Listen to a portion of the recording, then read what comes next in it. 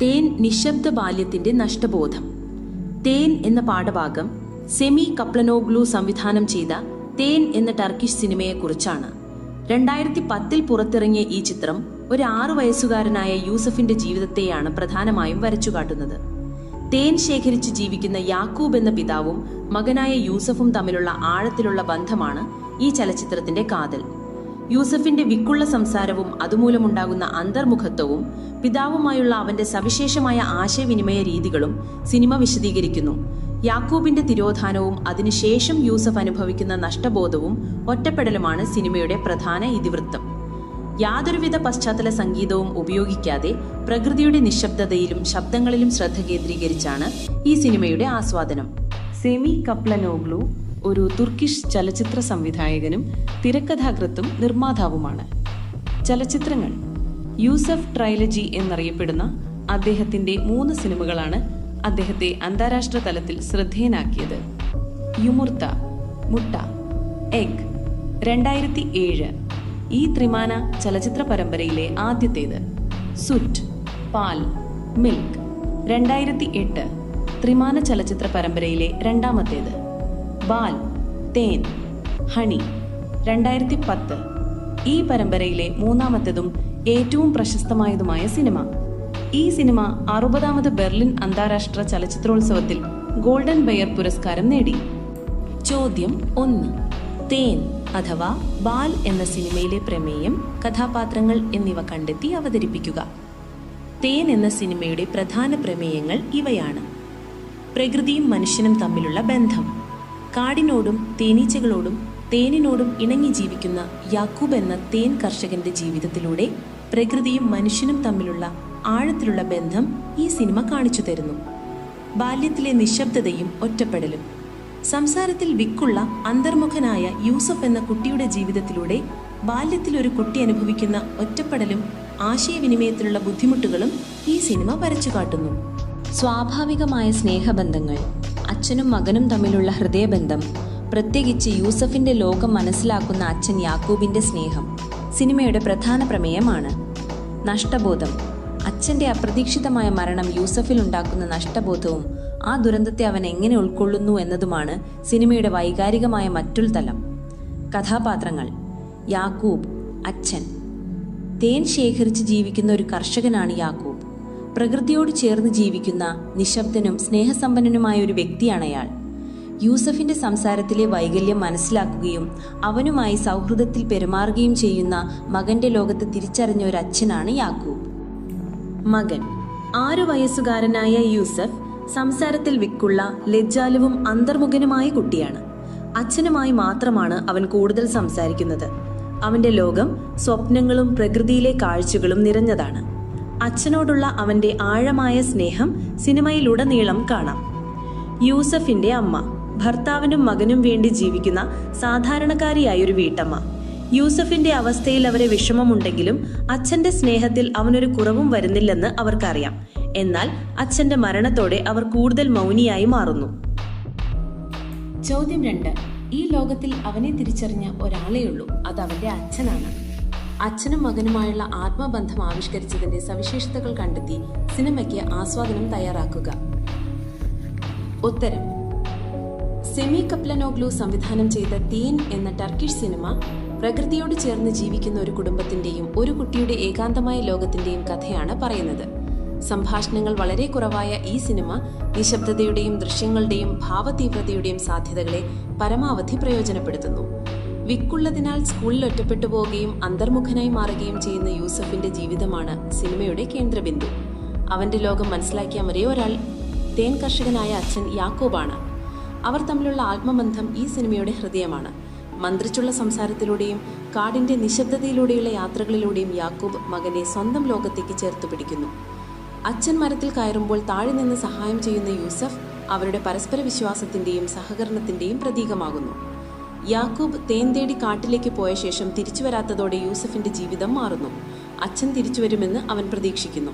അച്ഛൻ തനിക്കായി ഉണ്ടാക്കിയ പായ്ത്തോണി കൂട്ടുകാരന് സമ്മാനിക്കുന്ന യൂസഫ് ദുരന്തം തിരിച്ചറിയുമ്പോൾ കാട്ടിലേക്ക് ഓടിപ്പോകുന്നു. ഒരു വലിയ മരത്തിന്റെ വേരുകൾക്കിടയിൽ ചുരുണ്ടുകൂടി ഉറങ്ങുന്ന യൂസഫിൽ സിനിമ അവസാനിക്കുമ്പോൾ നഷ്ടപ്പെട്ട സ്നേഹത്തെയും ഒറ്റപ്പെടലിന്റെ വേദനയും കുറിച്ചുള്ള ഒരു ചോദ്യം പ്രേക്ഷകന്റെ മനസ്സിൽ അവശേഷിക്കുന്നു. കൃത്രിമ സംഗീതമില്ലാതെ പ്രകൃതിയുടെ ശബ്ദങ്ങൾ മാത്രം ഉപയോഗിച്ചുള്ള ആഖ്യാനം സിനിമയ്ക്കൊരു കാവ്യാത്മകമായ ഭാവം നൽകുന്നു. യൂസഫിന്റെ നിഷ്കളങ്കതയും ഭയവും ഒറ്റപ്പെടലും രാത്രിയിൽ മുറ്റത്തെ വെള്ളത്തൊട്ടിയിലെ ചന്ദ്രബിംബത്തെ ചുംബിക്കാൻ ശ്രമിക്കുന്ന രംഗത്തിലൂടെ സംവിധായകൻ ഹൃദയസ്പർശിയായി അവതരിപ്പിക്കുന്നു. നഷ്ടബോധത്തിന്റെയും സ്നേഹത്തിന്റെയും ഈ കഥ കാഴ്ചക്കാരന്റെ മനസ്സിൽ ഏറെക്കാലം തങ്ങി നിൽക്കും. ചോദ്യം 3. സ്കൂളിൽ അവന് കൂട്ടുകാരില്ല. പോകുന്നതും വരുന്നതും തനിച്ചാണ്. ഒഴിവു സമയങ്ങളിൽ മറ്റു കുട്ടികൾ മുറ്റത്ത് ഓടിക്കളിക്കുമ്പോൾ യൂസഫ് സ്വപ്നങ്ങൾ കണ്ടുകൊണ്ട് വിദൂരതയിലെ നീലമലകളിലേക്ക് നോക്കി ജാലകത്തിനരികിലിരിക്കും. ഇതുപോലെ ഒരു സഹപാഠി നിങ്ങൾക്കുമുണ്ടെങ്കിൽ അയാളെ ഒപ്പം കൂട്ടുന്നതിന് എന്തെല്ലാം കാര്യങ്ങളാവും ചെയ്യുക? കുറിപ്പ് തയ്യാറാക്കുക. ഉത്തരം: ഒരു സഹപാഠി ക്ലാസ്സിൽ ഒറ്റപ്പെട്ടു നിൽക്കുമ്പോൾ അവരെ നമ്മുടെ സൗഹൃദ വലയത്തിലേക്ക് കൊണ്ടുവരാൻ നമ്മൾക്ക് ചില കാര്യങ്ങൾ ചെയ്യാൻ കഴിയും. യൂസഫിനെ പോലെ അന്തർമുഖരായ കുട്ടികളോട് സംസാരിക്കാൻ പ്രയാസമുണ്ടായേക്കാം. അതിനാൽ ആദ്യം അവരുടെ കൂടെ ചെറിയ കാര്യങ്ങളിൽ പങ്കുചേരാൻ ശ്രമിക്കാം.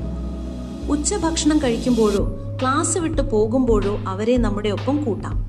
അവരുടെ കഴിവുകളെ കണ്ടെത്തി അഭിനന്ദിക്കുകയും പ്രോത്സാഹിപ്പിക്കുകയും ചെയ്യാം. ചിത്രരചനയിലോ മറ്റു കഴിവുകളിലോ അവർക്ക് താല്പര്യമുണ്ടെങ്കിൽ അതിൽ അവരോടൊപ്പം ചേരാം. കളിക്കാനുള്ള സമയങ്ങളിൽ അവരെ നമ്മുടെ ടീമിലേക്ക് ക്ഷണിക്കുക. അവർക്ക് സംസാരിക്കാൻ മടിയുണ്ടെങ്കിൽ അവരെ നിർബന്ധിക്കാതെ അവർ പറയുന്നത് കേൾക്കാൻ നമ്മൾ തയ്യാറാവുക. അങ്ങനെ വിശ്വസ്തതയും സ്നേഹവും നിറഞ്ഞ ഒരു സുഹൃത്തായി അവരോടൊപ്പം നിൽക്കുമ്പോൾ അവർക്ക് തങ്ങളുടെ ഒറ്റപ്പെടലിൽ നിന്ന് പുറത്തുവരാൻ അത് സഹായകമാകും. ചോദ്യം 4. തേൻ എന്ന സിനിമ നിർവഹിക്കുന്ന സാമൂഹിക ധർമ്മങ്ങൾ എന്തെല്ലാമാണ്? താഴെ കൊടുത്തിരിക്കുന്നവയൊപ്പം കൂടുതൽ ആശയങ്ങൾ ഉൾപ്പെടുത്തി സ്വാഭിപ്രായം വിശദമാക്കുക. വ്യക്തിബന്ധങ്ങളുടെ ഇഴയെടുപ്പം. പ്രകൃതിയും മനുഷ്യനും ഒത്തിണങ്ങിയ ജീവിതം. ഉത്തരം: നമ്മുടെ സമൂഹത്തിൽ അപ്രത്യക്ഷമായിക്കൊണ്ടിരിക്കുന്ന ആഴത്തിലുള്ള വ്യക്തിബന്ധങ്ങളുടെ പ്രാധാന്യം സിനിമ ഓർമ്മിപ്പിക്കുന്നു. അച്ഛനും മകനും തമ്മിലുള്ള സ്നേഹം. തിരക്കിട്ട ജീവിതത്തിൽ മക്കൾക്ക് സമയം കൊടുക്കാൻ കഴിയാത്ത അച്ഛന്മാർക്കുള്ള ഒരു ഓർമ്മപ്പെടുത്തലാണ് ഈ സിനിമ. യൂസഫിന്റെ സംസാരത്തിലെ വൈകല്യത്തെ പരിഹസിക്കാതെ അവനെ അവന്റെ ലോകം മനസ്സിലാക്കി സ്നേഹിക്കുന്ന യാക്കൂബ് എന്ന അച്ഛൻ എല്ലാ കുട്ടികൾക്കും വേണ്ടുന്ന കരുതലിന്റെയും സ്നേഹത്തിന്റെയും പ്രതീകമാണ്. നിശബ്ദതയുടെ ശക്തി. ആധുനിക കാലത്ത് എല്ലാവരും ആശയവിനിമയം നടത്താൻ വാക്കുകളെ മാത്രം ആശ്രയിക്കുമ്പോൾ നിശബ്ദതയ്ക്കും സൂക്ഷ്മമായ നോട്ടങ്ങൾക്കും എത്രത്തോളം ശക്തിയുണ്ടെന്ന് ഈ സിനിമ കാണിച്ചു തരുന്നു. യൂസഫിന്റെയും അച്ഛന്റെയും ആത്മബന്ധം വാക്കുകളില്ലാതെയാണ് കൂടുതൽ തീവ്രമാകുന്നത്. മാതാപിതാക്കളുടെ മാനസികാവസ്ഥ. മകൻ ഒറ്റപ്പെടുമ്പോൾ ഒരമ്മ അനുഭവിക്കുന്ന മാനസിക വിഷമവും ഭർത്താവിനെ നഷ്ടപ്പെടുമ്പോൾ അവർ നിശബ്ദയാകുന്നതും സിനിമയുടെ വൈകാരികമായ മറ്റൊരു തലമാണ്. പ്രകൃതിയെ ആശ്രയിച്ചുള്ള ജീവിതം. പണത്തിനായി പ്രകൃതിയെ ചൂഷണം ചെയ്യുന്നതിന് പകരം അതിനെ ആശ്രയിച്ച് ജീവിക്കുന്ന ഒരു സമൂഹത്തെയാണ് സിനിമ അവതരിപ്പിക്കുന്നത്. തേനീച്ചകളെയും മരങ്ങളെയും ആദരവോടെ കാണുന്ന യാക്കൂബിന്റെ ജീവിതം പ്രകൃതിയോടുള്ള കടപ്പാടിന്റെ ഓർമ്മപ്പെടുത്തലാണ്. അതിഭൗതികമായ അനുഭവം. നഗരങ്ങളിലെ ശബ്ദകോലാഹലങ്ങളിൽ നിന്ന് മാറി കാടിന്റെ നിശബ്ദതയും കാട്ടുപക്ഷികളുടെ ശബ്ദവും മാത്രം കേട്ടുകൊണ്ട് ജീവിക്കാൻ സാധിക്കുമെങ്കിൽ ജീവിതം കൂടുതൽ സന്തോഷം നിറഞ്ഞതാകുമെന്ന് സിനിമ പറയുന്നു. ഈ സിനിമ നമ്മളെ പ്രകൃതിയുടെ ശാന്തമായൊരു ലോകത്തേക്ക് കൂട്ടിക്കൊണ്ടുപോകുന്നു. പ്രകൃതി നൽകുന്ന പാഠങ്ങൾ. യൂസഫിനെ അവന്റെ അച്ഛൻ പ്രകൃതിയിലെ കാഴ്ചകൾ കാണിച്ചു കൊടുക്കുന്നത് പ്രകൃതിയും മനുഷ്യന്റെ ജീവിതവും എങ്ങനെ പരസ്പരം ബന്ധപ്പെട്ടിരിക്കുന്നു എന്നതിനുള്ള ഒരു പാഠമാണ്. എന്റെ അഭിപ്രായത്തിൽ തേൻ എന്ന സിനിമ ഒരു കുടുംബകഥ എന്നതിലുപരി നഷ്ടപ്പെട്ടുകൊണ്ടിരിക്കുന്ന ചില സാമൂഹിക മൂല്യങ്ങളെക്കുറിച്ചുള്ള ഒരു ഓർമ്മപ്പെടുത്തലാണ്. വ്യക്തിബന്ധങ്ങളുടെ വിശുദ്ധിയും പ്രകൃതിയോടുള്ള ബഹുമാനവും ഇനിയുള്ള തലമുറകൾക്ക് അത് നൽകുന്ന വലിയൊരു സന്ദേശമാണ്. ചോദ്യം 5. ഇലച്ചാർത്തുകളിൽ കാറ്റിളക്കങ്ങളുടെ മർമ്മരവും കാട്ടുപക്ഷികളുടെ വിളികളും മാത്രമേ പശ്ചാത്തലത്തിലുള്ളൂ. കാറ്റിന്റെ ഇളക്കം കാട്ടിളക്കം എന്നും കാട്ടിലെ പക്ഷികൾ കാട്ടുപക്ഷികൾ എന്നും സമാസിച്ച് എഴുതിയപ്പോഴുണ്ടായ മേന്മകൾ എന്തെല്ലാം? ഇത്തരത്തിലുള്ള കൂടുതൽ പദങ്ങൾ കണ്ടെത്തുക. കാറ്റിന്റെ ഇളക്കം കാറ്റിളക്കം. കാട്ടിലെ പക്ഷികൾ കാട്ടുപക്ഷികൾ. വിഭക്തി പ്രത്യയങ്ങളില്ലാതെ പദങ്ങളെ കൂട്ടിച്ചേർക്കുന്നതാണ് സമാസം. കാറ്റിന്റെ ഇളക്കം എന്നത് കാറ്റിളക്കമെന്നും കാട്ടിലെ പക്ഷികൾ എന്നത് കാട്ടുപക്ഷികൾ എന്നും ആയി മാറുമ്പോൾ കൂടുതൽ ഭംഗിയും കാവ്യാത്മകതയും ആശയ വ്യക്തതയും കൈവരുന്നു. കൂടാതെ സമാസിച്ച വാക്കുകൾ വാക്യങ്ങളെ കൂടുതൽ സ്വാഭാവികവും ഒഴുക്കുള്ളതുമാക്കുന്നു. കൂടുതൽ പദങ്ങൾ: മരക്കൊമ്പ്, മരത്തിൻ്റെ കൊമ്പ്; മരച്ചില്ലകൾ, മരത്തിൻ്റെ ചില്ലകൾ; വന്യനിശബ്ദത, വന്യമായ നിശബ്ദത; മലഞ്ചെരിവുകൾ, മലയുടെ ചെരിവുകൾ; കിടപ്പുമുറി, കിടക്കാൻ ഉപയോഗിക്കുന്ന മുറി; സ്കൂൾ മുറ്റം, സ്കൂളിൻ്റെ മുറ്റം; വെള്ളത്തൊട്ടി, വെള്ളം ശേഖരിക്കുന്ന തൊട്ടി; തേൻകൂടുകൾ, തേൻ നിറഞ്ഞ കൂടുകൾ; മന്ദതാളം, മന്ദമായ താളം;